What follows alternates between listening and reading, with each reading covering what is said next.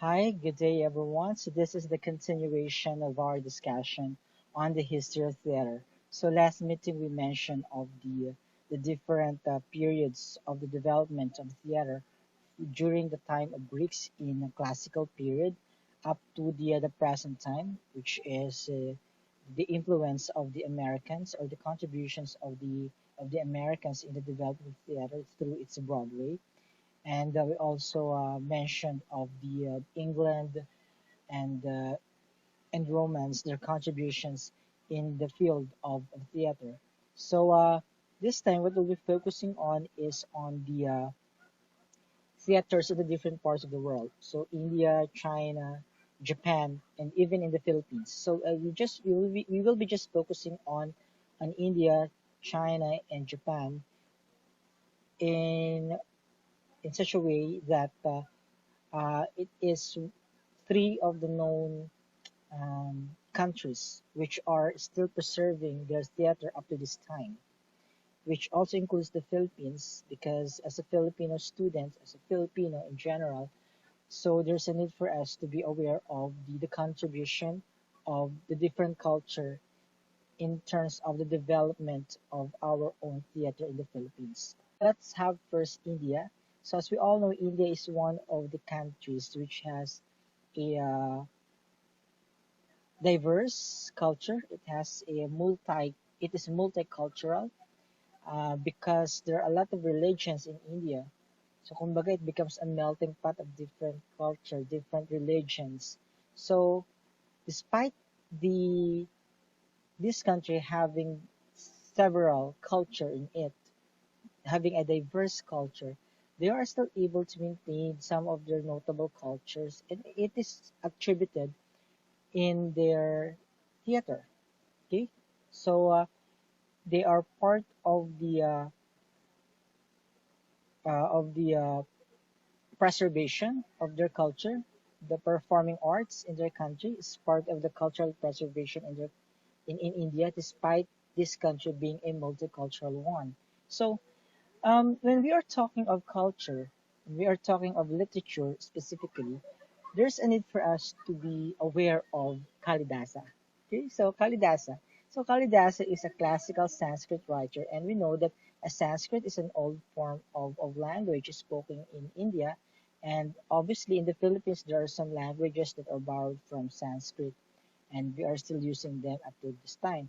So Kalidasa is considered again as a classical Sanskrit writer and widely regarded as the greatest poet and dramatist in the Sanskrit language. In fact, Kalidasa is considered as Shakespeare of India. And the fact that he is considered as Shakespeare of India, of course, he is known for tragedy. Shakespeare is known for tragedy, for romantic stories. So Kalidas did the same thing in most of his literary works. However, what made him different from Shakespeare is the fact that his works are grounded or were based on the culture of their country. So the characters that he used in the in his works has or had a literary allusion. So may allusion siya doon sa literary allusion doon sa mga um, gods and goddesses na meron sila sa kanilang bansa. Okay, so one of the known work of Kalidasa is Malavikag ni Mitram.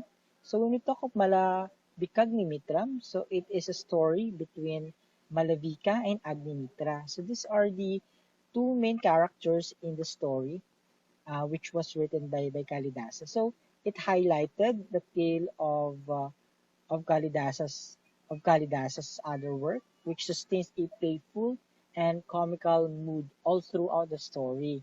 So it concerns the machinations of King Agnimitra to win Malavika, a female dance student with whom he is in love with. So, di ba parang ganun si Shakespeare? Mahilig siya sa mga kwento na may kinalaman sa pag-ibig. So, si si Kalidasa also have or had the same um, taste in his literary work. So, ito yung kwento kung papaano ba napaibig ni King Agnimitra si Malavika na isang dance student. So, let us dig into details of this story. So the play tells the story of the love of Agnimitra, King Agnimitra, the Shunga emperor at Vidisha. So for the beautiful handmaiden of his chief queen. So he falls in love with the picture of an exiled servant girl named Malavika. So nakita niya lang yung larawan ni Malavika. So nalove at first sight agad siya doon sa picture na yon. And from then on, hinanap niya. Saan niya ba makikita si Malavika? So he must resort to the help of his jester and play a game of subterfuge merely to look at the new girl. So inutusan yung kanyang jester. Diba, pag sinabi natin jester, ito yung nagbibigay saya or ligaya doon parang siya yung clown doon sa kaharian. So inutusan ni King Agni Mitra, itong jester niya, to look for the girl na nakita niya lang sa isang larawan. So when the queen discovers her husband's passion for this girl, she becomes infuriated. So, syempre may asawa si King Agnimitra, yung kanyang asawa, nung malaman niya nga na meron kinahuhumaling ng babae na hindi niya pa naman namimit in person itong kanyang asawa, so nagalit. So, ang ginawa nitong asawa ni King Agnimitra ay inimprison niya si Malavika nung malaman niya na ang hinahanap nung hari ay si Malavika.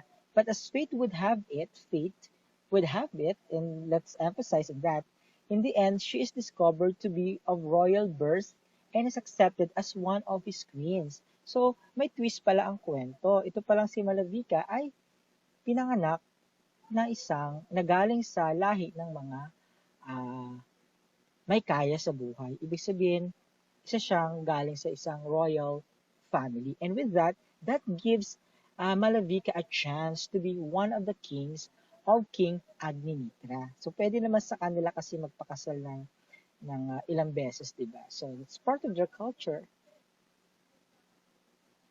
And,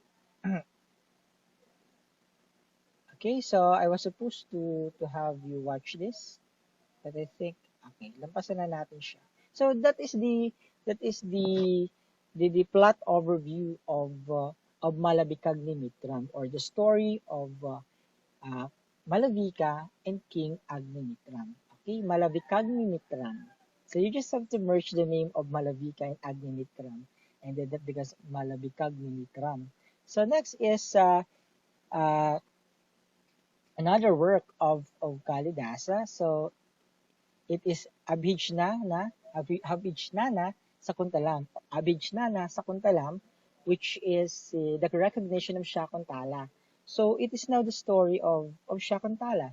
Okay, so the work tells of the seduction of the nymph Shakuntala by King Dushyanta, his rejection of the girl and his child, in their subsequent reunion in heaven. So that's the story. That is the plot overview of this play, na kung saan ay sinidus ni Shakuntala si King Dushyanta, and rineject ni King Dushyanta si Shakuntala hanggang sa magkaroon sila nga ng anak, and then they get reunited in heaven. So that's the plot overview of Abhij na Shakuntala. So recognition of Shakuntala. So bakit ba recognition of Shakuntala? Kasi nga 'di ba, Shakuntala was being rejected by King Dushyanta. So the story will now revolves on how will King Dushyanta will accept Shakuntala.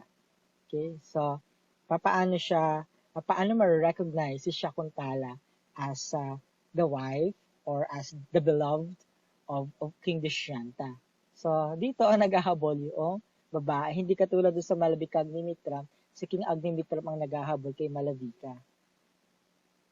Okay, so let's now go on in the details of the story. So Abhijnana Sakuntalam is known as Shakuntala.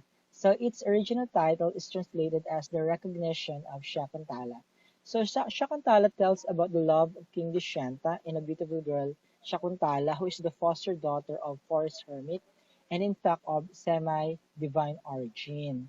So they met, make love, and engage in a secret marriage. As a token of his love, the king gives Shakuntala a ring. Okay?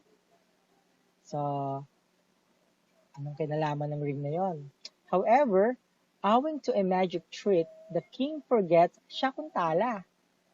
and she is taken to the heaven where she gives birth to the king's son. So, yun yung yun yung reason kung bakit ba si Shakuntala is naghahabol doon kay King. So, sa hari, kay King Dushyanta. Kasi nga, si King Dushyanta ay nagkaroon ng problem sa kanyang memory. So, nagkaroon siya ng pagkalimot. So, the king forgets Shakuntala, and now, when Shakuntala gives birth to the king's son, so they need to, she needs the king to recognize her. Okay? So, only when the king sees the ring he has given to the girl does he again remember their love. So, it's only because nung di ba nga binigyan ni King Dushyanta si Shakuntala ng isang singsing, at yung singsing na yun ay naging dahilan para muling maalala ng hari si Shakuntala. So again, bakit ba nakalimot si hari, si king? It's because of a magic trick. Okay? So it's because of a magic trick na spell si King Dushyanta kaya nawala yung kanyang memorya. Okay? So when the king sees the ring, he remembered once again the girl he loved, which is si Shakuntala nga. While visiting the heavens, the king meets Shakuntala and their son, and they are finally reunited. So that is the plot structure. Okay? So, yun yung dalawa sa mga sikat na nasulat nga ni Kalidasa, yung Malabikag ni Mitram, tsaka Abhijnana sa Kuntalam. Okay? So, then we have the Katakali. So, Katakali, para siyang yung kay Dionysus. Diba si Dionysus, sinasamba siya, may mga festivities para sa kanya. So, yung Katakali, parang it's an honor of their gods and goddesses. However, it is in a form of classical Indian dance. So, it's drama noted for the attractive makeup of characters, elaborate costumes, detailed gestures, and well-defined body movements presented in tune with the anchor playback music and complementary percussion. Okay? So, malaki yung influence ng kultura nila para mabuo ang isang katakali. So, marireflect niya rito kung ano ba yung how colorful their culture is. Okay? So, now let's move on in China. So, China, like India, has also a colorful culture that even up to this time, nape-preserve nila yung kanilang theater. So, kaya magandang ehemplo ang China when it comes to cultural preservation. Okay? So, one of the known theater, ang tawag sa theater sa kanila is Beijing Opera or Peking Opera, which is the so-called quintessence of China. It's a known work in China. So, it's the largest Chinese opera form and it is extolled as Oriental Opera. Bakit ba siya tinawag na Oriental Opera? Kasi nga galing siya, di ba, sa lugar rin ng Oriental part ang China. So, having a history of 160 years, so ganyan nakatagal yung pinanggalingan ng Peking Opera, it has created many firsts in China's dramas. Let's say, the abundance of repertoire, the number of artists, opera troupes, and spectators. So, when we talk of the abundance of repertoire, sa madaling salita, is yung paulit-ulit na performances na ginagawa nila over the years. So, that's called the repertoire. And there's an increasing number of artists. Besides, they can modify the number of their artists. So, kasi nga pag sinabi natin Peking Opera, it's not only just a presentation of a play, it's really a production. And when we talk of production, it's really, there's really a need for them to have a lot of costume designs, a lot of people involved in terms of the movements that they have, the acrobats. Ayan, di mawawala yung mga acrobats nila. And opera tropes, yun yung may mga kumakanta-kanta dyan. Yung mga gumaganon. So, meron din silang mga ganon na operas. And of course, a spectator. The spectators refers to the audience. So if there's an increase of a spectator, that means the popularity of Peking opera has really become uh, known. So talagang it's really um, a known field in their country, yung opera na yan. Okay? So it is developed from absorbing many other dramatic forms. Kapag sinabi natin many other dramatic forms, so it mostly come from local drama, katulad ng Wiban, which was popular in South China during the 18th century, the so-called Wiban. Okay, so yung development kasi ng China, nagsimula sila sa simpleng pasayaw-sayaw lang sa street. Pakatulad din siya yung sa England na nagsimula lang sila sa street, yung mga religious sects, 'di ba, sa England, sila yung nagpe-perform diyan lang sa street. So, ganun din yung nangyari sa China na doon lang sila sa isang street, doon lang sila nagpe-perform.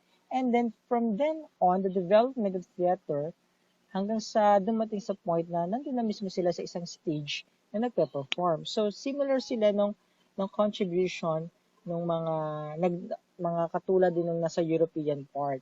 Okay, kasi sa Oriental part, dito sa Oriental part, it's China. And sa Western part, it's England. Okay? So, it is a scenic art integrating music, performance, literature, aria, and face painting. So, pag sinabi ng aria, ito yung parang meron silang mas sinasambit na spell. Okay? So, meron din dito mga acrobats. Okay? And of course, face painting. Yung pinipinturahan talaga nila ng puro puti, ng puro pink, yung kanilang mga pagmumukha na parang bumukha na silang espasol. So, certain rules are set up in regulation are standardized during many artists' long practice on stage. Okay, so that's self-explanatory. Different from regional plays, it is stricter on the variety of the workmanship. Kasi nga, they're trying to preserve the Peking opera as much as possible. They would like to establish a standard form, kung ano yung traditional na pagpa-perform ng isang Peking opera, that has to be reflected also in uh, their performances na up to now. So again, kaya medyo stricter sila on the workmanship at medyo meticuloso sila when it comes to performing. So the combination of virtual and reality, a special technique of expression, ngayon na lang yang contemporary period.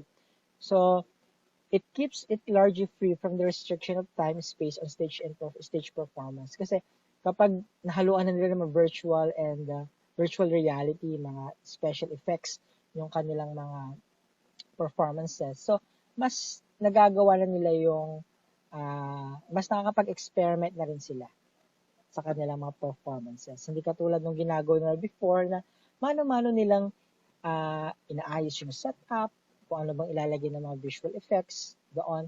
So ngayon, because of the advent of technology that helped them to develop, to evolve as a performance without sacrificing the traditional Peking opera. So Beijing Opera or Peking Opera has many interesting names since it came into being, such as Jingwang, Dashi, Pingju, and Jingxi.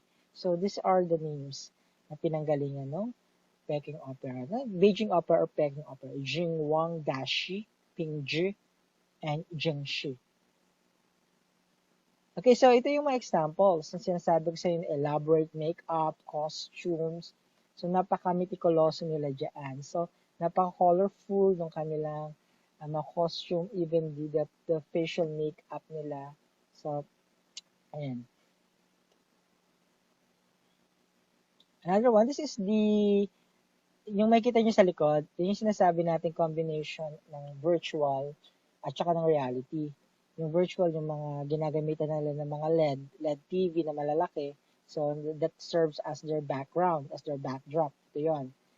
And also, may pa-smoke effect na rin silang nagagamit dyan. And when there's a need for them to lift the actors, madali na lang para sa kanila yon because they already have their technology that can help them to lift the actors. Kapag gusto nila na parang lumilipad-lipad, umiikot-ikot yung kanilang actors doon. So, mas napapadali yung kanilang acrobat, which is unlike before. So, that is part of the advent of technology na nag-develop yung kanilang performances. Nag-develop yung kanilang overall production. Kasi yung sabi ko sa inyo, when Beijing Opera performs, it's really a big production. It shouldn't be a so-so one because, again, they are preserving their culture. They are preserving the the kind of quality that they had ever since. Okay, so kung kaya nilang mas paganda pa, papagandahin pa nila yung kanilang overall production. So, that's how they elaborately use their costumes, their makeups, their blockings, even their production design. So they are very meticulous on that aspect. Okay, so again, I provided here the link so you can watch an example of Beijing Opera or Peking Opera by watching this link.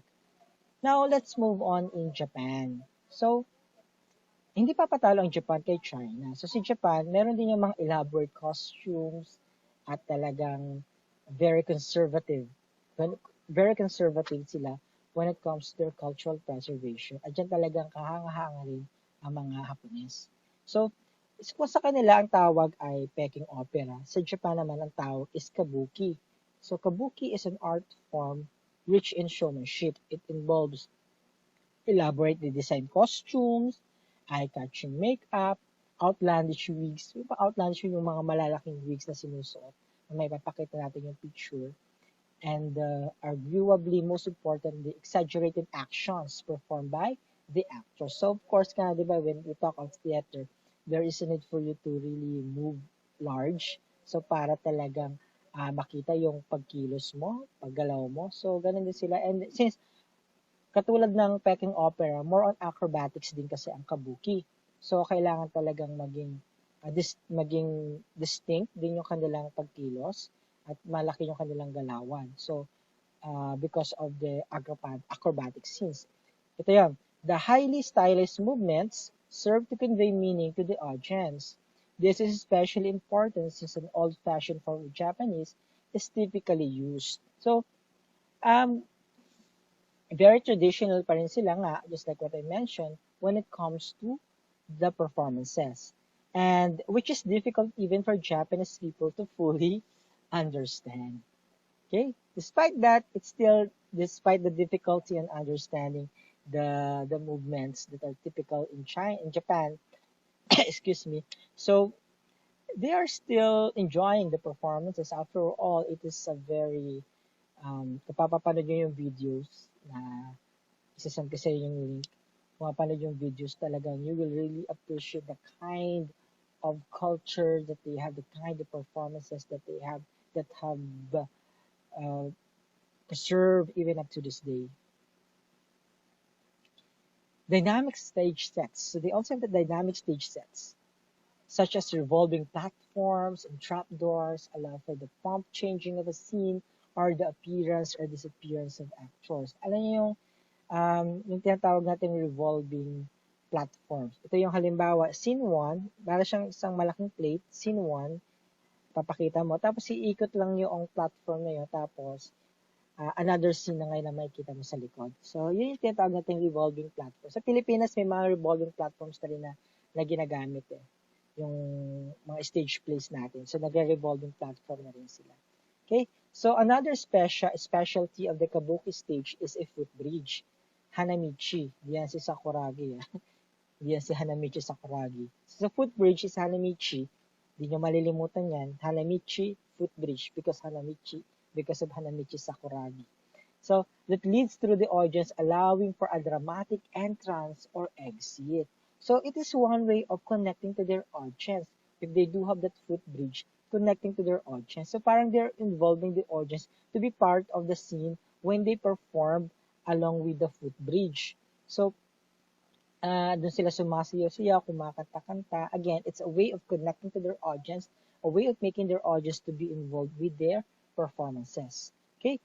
It's not necessarily, it does not literally mean that the audience will be one of the characters involved, but it is the experience that they would like to really make the audience feel as if that they were really there, that they are really there, to make them feel that they are really in the scene or in the scene. Okay, So ambience is aided with live music kasi nga it is they are very much meticulous when it comes to all aspects of production, and that includes also the music. So they are using traditional instruments. Okay, so these elements combine to produce a visually stunning and captivating performance. And most of the plots that they do for the kabuki are always based on history, just like what I mentioned kanina, diba? That that one way of preserving their culture or their history. They are utilizing theater as their platform. So most of the plots are warm-hearted dramas, moral conflicts, love stories, tales of tragedy, of conspiracy, or other well-known stories. So they do not actually focus on one genre of their stories. So they are well diverse as well. So what's then the unique feature of a kabuki performance? So kabuki performance that what is on show is often only part of the entire story. So therefore, to enhance the enjoyment of the ride, it would be good to read a little about the story before attending the show. Kasi nga, di ba, ah, minsan, pag napapanood yung video, less dialogues, more on action scenes. Tapos magkakaroon ng mga mangilang-gilang mga pagkanta na operatic yung pagkanta. So kaya sinabi dito na it would be good to read a little about the story before attending the show so that you can follow the story. Okay? At some theaters, it is possible to rent headset which provide English narrations and explanations. So this is an example of kabuki production. So alam niyo ba, trivia lang, there was a time in Japan that most of the characters or most of the actors performing are male actors. So kapag lalaki, kahit babaeng role, siya rin ang gumaganap. So it's an all-male actors and some of the male actors are performing the female role. So ganun. And also, they have these categories of characters na may demonyo, yan lagi. Kaya mapapansin nyo meron demons dito. May spirits, okay? Okay, so that is the kind of costumes that they have. Although, pagkukumpara nyo siya sa Peking Opera, mas delightful tingnan, mas hindi nakakatakot tingnan yung nasa sa Peking Opera. Pero kasi sila ito, sa Kabuki, they are quite parang morbid, may pagka-morbid yung mga costumes nila. Hindi katulad talaga sa Peking Opera na very pleasant tingnan yung kanilang mga costumes. Dito, ganyan sila. And it's literally a paint. Yung nilalagay nila sa buong katawan nila. Mga paint talaga, pintura talaga yan. It's not the usual white makeup. Yan talaga ay pintura that they use. Okay, so you can really see how meticulous they are when it comes to costume, how elaborate the costumes are, even the makeup itself, even the production itself. That's how meticulous they are when it comes to their overall production. So this is now an example of the production design that they have. So as you can see, at the back part, if you're going to see this, yan, these are the instrumentalists, the musicians, at nagpapatugtog lang sila at sinasabayan lang yan ng kanta.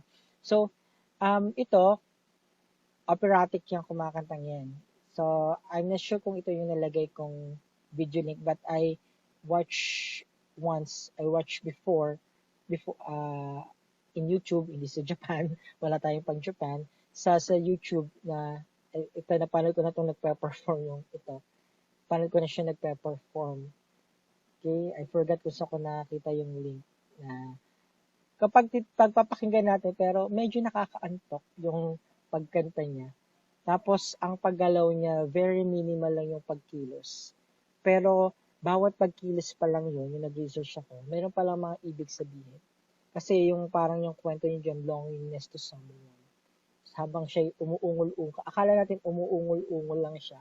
Pero, siya pala ay nagre-recite ng isang kanta, isang malungkot na kanta, in an operatic way. Tapos, mahirap yung ginagawa niya kasi ang bagal-bagal na kanyang pagkilos, parang nakakangalay. So, kumbaga parang papaganyan-ganyan lang siya. Mga ganyan-ganyan lang siya. Mga ganyan-ganyan siya. Ang bagal. In 20 to 30 minutes 20 minutes ata siyang kumakatang pag ano. It's very difficult. Okay, so again, I provided a link for you to watch an example of a kabuki. Okay, so Philippine theater is the sum total of mimetic performances. When we talk of mimetic performances, mimesis, copy, kinakopya. Okay, developed and presented through history on occasions and for purposes determined by social purpose in need. So kumbaga, if there's a certain tradition, let's say, tradisyon ng paglilibing, tradisyon ng pag-aani, bago mag-ani, tradisyon ng papaano yung ritual bago magtanim. So, nagkakaroon sila ng mga mimetic performances. Kumbaga, kinokopya nila yon and then later on, na-develop siya into a theatrical performance. Okay? So, kaya tinawag natin mimetic performances.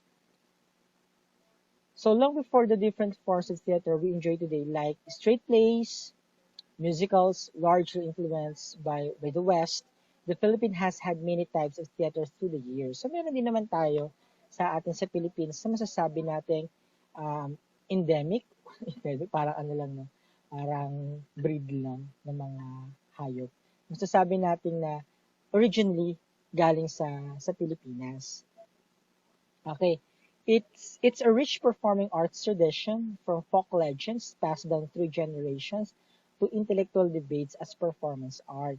So from pagan practices to the deep religious celebrations up to the influence of the colonizers.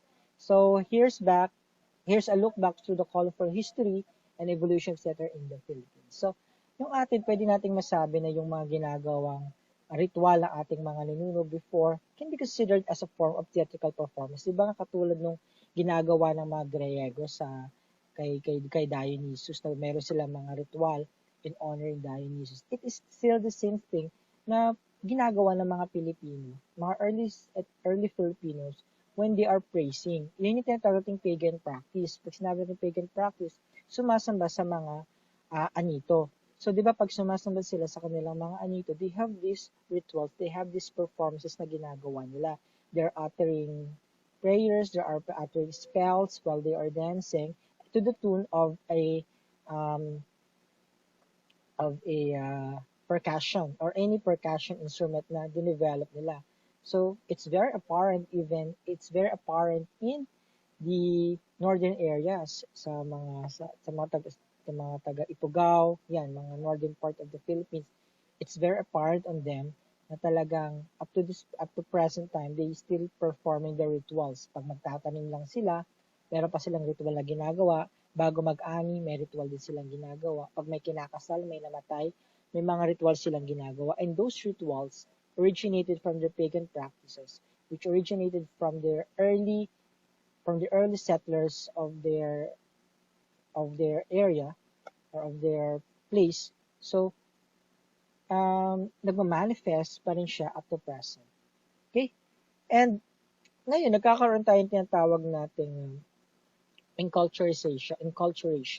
So, yung enculturation, kumbaga, kumbaga, nahaluan na tayo ng iba pang mga kultura. It's because of the influence of the colonizers, especially the Spaniards, especially the Spanish, na may kita natin na malaki ang impluwensya ng mga Espanyol kahit dun sa ating mga festivities, kahit dun sa mga early performances natin sa teatro. So, number one is epic poetry. So, epic poetry is considered the highest point of Filipino folk literature and dates back to the pre-colonial period. Ito yung, di ba, mga sinauna, meron silang mga kasabihan, okay, meron silang mga folk songs nila na linalapatan lang nila ng mga musika. Okay, so yung mga yon can be considered as their epic poetry. These epics, usually of romance or adventure, are commonly presented during festivals and gatherings such as weddings, christenings, and wakes. So, Biang Nilamang, ano pa ba? Indarapatra Sulaiman. So, yung mga epic poetry na yun, na linalapatan lamang nila ng musika at minsan ay linalapatan ng mga performances kapag nilang pinapresent. So, that is considered as an early form of theater in the Philippines. Halimbawa, singers have been known to perform for hours at a time. One of the most famous epic forms is Biag Nilamang sa mga Ilocano. So, notable for being the first folk epic to be recorded in written form after being passed on from generation to generation. Kaya even up to this time, we are still aware of the story of Biag Nilamang. It's because of the recorded written form that are passed from generation to generation. So because of the preservation of the Agnilang um, we in the present time are able to study the Agnilang Siguro kung wala yung mga nag-preserve nito, baka mananatiling ang aware lang tayo ay title ng the Agnilang but not the whole story itself. Okay, so again, I provided a link for you to watch. So, sa CCP ata to pinerform. Duplo. Of course, you are all particular with Duplo. So, Duplo is a poetic BB presented through a song and dance which originated from indigenous courtship customs. So, poets, proverbs, and riddles to present their suit to the woman of their choice. This ultimately evolved into a more formal debate on issues and started to be called the balagtasan. Kaya may tinatawag tayong dupluhan. Okay, duplo. So, nagtatalo-talo sila sa isang topic na sa paraang patula. Okay? Duplo at tawag natin. And that performance can be considered as a form of theatrical performance. Another one is Moromoro it is popular in Marinduque. So ito, influensya to ng mga Espanyol. Kasi 'di ba mga Moriones. Okay? So for a time, one of the most popular types of theater in the Philippines was the Moros y Cristianos. Kasi nga 'di ba, there is a battle, there is a conflict between the Moros and the Christians. So it is reflected through a Moromoro. Since we are colonized by our country for 300 years, so the conflict between the Muslim and the Christians are very much prevalent during the time. And the depiction of the conflict between the Moros or the Muslims and the Christians are reflected in Moromoro. So if you happen to visit Marinduque, so you will see their costumes wherein people are wearing armors and then they have big head. Okay, so that's an example of a Moromoro. Okay, it is a street drama that usually lasted for several days and it's still performed up to now. Kaya nga merong Moromoro Festival in Marinduque and presented both secular themes like love and vengeance and the Spanish influenced religious theme of the conflict between the Christians and Moors. So Moromoro only survives in isolated towns today, specifically in Marinduque, and though an integral part of Philippine art history, it may not bear too much close scrutiny because these days with its less than admirable depictions of intolerance. Okay, so bagaman ang depiction niya nga is medyo may pagka-negative kasi it's a conflict between the Moors and the Christians, it's being regarded because of its colorful tradition, which reminds us that once upon a time in the Philippines, there is such thing as this, that there is a conflict between the Muslims and the Christian, which send us a message of inclusivity, sending us a message of unity. Okay, na despite the differences, despite the cultural differences, despite the religious differences that we have being Christians and being Moro, still we are united as one. So that's, I think, the message of Moromoro at present time. It's not only just for the purpose of remembering those past, but also reminding us that there's a need for us to be united despite our religious differences and our cultural differences. And that's what is Moromoro is all about in this contemporary period. Okay, so and of course, we have Sinaculo that even up this time then, nakakapanood naman kayo ng Sinaculo in Antipolo City, in Cainta Rizal. Yan sa Cainta Rizal talagang kapag may Sinaculo sila dyan, It's really a very colorful performances na pinagkakagastosan talaga ng mga taga-Cainta. Dito sa atin sa Antipolo, they are still doing it. So nakapanood ako nito tuwing simana, nakakapanood ako tuwing Semana Santa that these people are wearing the costumes and of course when we talk of Sinaculo, it's a portrayal of Passion of Christ. So it's another performing art, kaya lang ginaganap siya in the streets. Nagpaparade sila sa streets, dun sila nagpa-perform and minsan sa stage, kumbaga yung kanilang opening salvo doon sa street kasi nga 'di ba sa Passion of Christ, yung sa Sinaculo, si Jesus Christ ay may pasang-pasang krus habang naglalakad siya. So, yun yung opening salvo din nila. Pagdating nga doon sa bundok, doon siya pinako sa krus. So, sa kanila naman, doon sa may pagpapatuloy nila yung kwento doon sa stage. Meron sila nakaset up doon. So, nakapalad ako nun one time sa Antipolo. So, it is dramatization of the life and death of Jesus Christ and is usually presented as a community activity during the Lenten season. So, all over the Philippines, marami pa rin gumagawa nito on their own little way.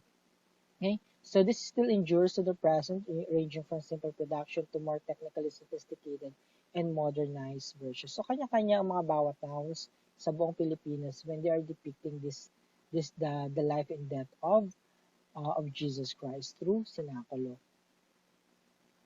And then we also have traditional folk dance. So yung mga folk dances natin, kinoconsider din siya na isa sa mga performances sa theater. Of course, yung mga sayaw na kasi yan, may mga meaning yan. Halimbawa, yung sayaw sa bando, yung sayaw sa yung binasuan, may mga kwento sila sa likod niyan. And the stories behind it is still part of a theatrical performance. So some of the most folk dances are the singkil, sa Mindanao area, di ba yung may hari at mayroong reyna. Meron siya mga dama de noche. Okay? A folk dance that originated from the Maranawans, people of Lake Lanao in Mindoro. So, yun yung may tama. May 2 pairs of bamboo sticks na dun sumasayaw-sayaw, gumagalaw-galaw yung dancers. So, portraying the kumbaga yung raha nila nandoon. And it is a depiction of the legend of Darangin. So the itik-itik, which originated as an improvised dance in Surigao del Sur and was discovered by the national artist for dance Francisca Reyes Aquino. And of course, the very popular tinikling, which is similar to tikling, however, alam naman natin difference ng tinikling, 1 pair of bamboo lang yan na doon sumasayaw-sayaw yung pairs. So it is supposed to mimic the movement of the local tikling birds. Okay, sa alam natin tikling, di ba mahaba yung kanilang mga bias? So it's a mimicking of tikling birds. And vaudeville, ito yung nawala na. Okay, so it is an influence coming from America. This form of theater was an American import in the pre-war era but became uniquely Filipino with the indigenization of the name. Vaudeville, naging Tagalog. Kaya siya naging indigenization of the name. So, ano ba ang vaudeville? Ito yung parang kumakanta lang sila na hindi siya operatic pero it is a song, a love song. Hindi siya, which has a very distinct sound that is not similar to a pop song or any love song. So, that's how vaudeville works. Okay, meron tayong example dyan. Panoorin nyo na lang yung example ng vaudeville para mapakinggan nyo kung paano ba siya pinaperform. And like its American counterpart, vaudeville featured a variety of musical numbers, comedic and dramatic skits, and song and dance numbers. So, Known actors are the late Dolphy and Anita Linda, and also considered as the legend of Zarzuela. So Zarzuela is rin yun sa mga early forms of theatrical performance. And of course, you have for sure you had already heard of Atang de la Rama. It has since died out with the rise of cinema. So kaya nga sinasabi ko sa inyo, hindi na na-preserve ang vaudeville because dati wala lamang other forms of entertainment ang mga tao.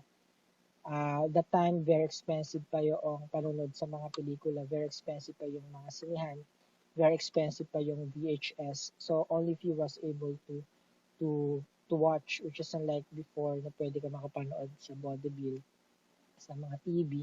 Pero ngayon kasi ay because of the advent of cinema and and the rise of the popularity of television that time. So nawala na rin, nag-decline na rin yung popularity ng vaudeville as another form of entertainment. And of course, Sarsuela. So Sarsuela is a play, a type of melodrama, usually in the three acts that uses alternately spoken and sung words. So, Sarsuela, inaawit, pinaperform ng paawit at pinaperform din ng pasalita. Okay? So, kilalang Sarsuela yung kahapon, ngayon, I think kahapon yun at bukas.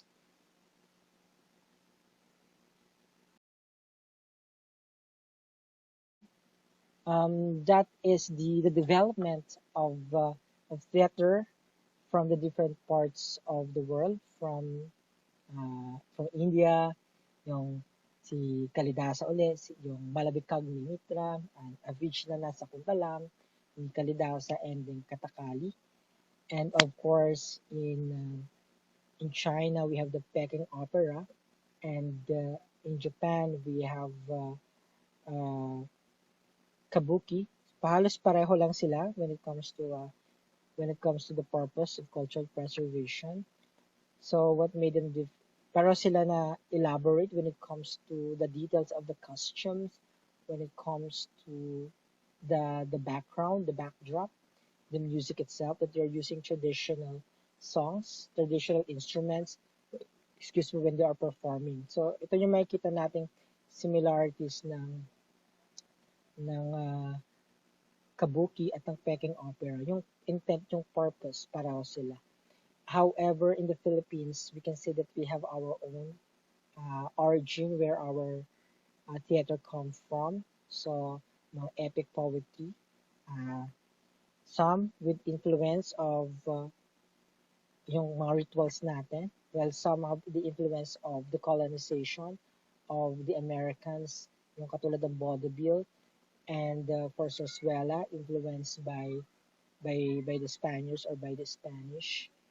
Um, what else? So those are the things that we can consider ours in the Philippines, and those are the things that other countries have: India, China, and Japan. And with that, I do hope that you get idea on how the other countries perform their theater. I am also requesting you to watch those links that I have provided so that you will get idea on how they are really performing it. So maganda kasi makita nyo yun para mas lalo nyo ma-appreciate yung kung anong meron sila, at especially to sa atin sa Philippines, yung mga theatrical performances natin. And with that, thank you very much for listening in our lecture.